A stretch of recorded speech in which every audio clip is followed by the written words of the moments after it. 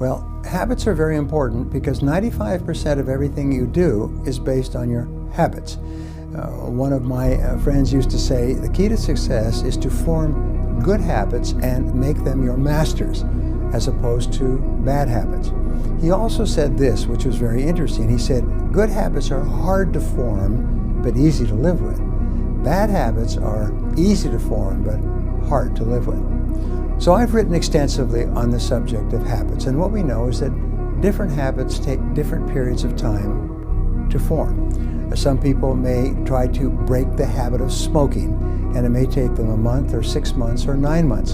And at 9 months and 3 days, they pick up a cigarette and it makes them throw up. They've programmed themselves out of smoking, they never smoke again. So, for example, as a good friend of mine says, you can develop the habit of not touching hot stoves in about 1 second. All you have to do is touch a hot stove and burn your hand, and for the rest of your life, you will be in the habit of checking before you touch hot stoves. So you can develop habits from 1 second to 1 year or even longer. The key to developing a habit is called persistence. Is you first of all make a decision you're going to develop this new habit. You become very clear and you develop a mental picture of yourself behaving with this habit as though you already had it. For example, let us say you eat too much.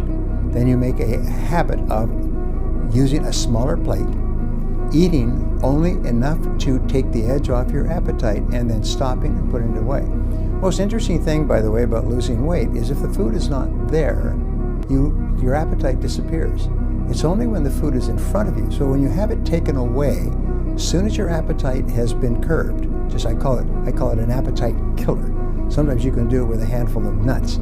It takes the edge off your appetite, then remove all food. Soon it gets to the point where you don't even put it in front of you, and you start to get thinner and thinner. What you do is you make a decision to form this habit, and then you never make an exception. You practice the habit every single day.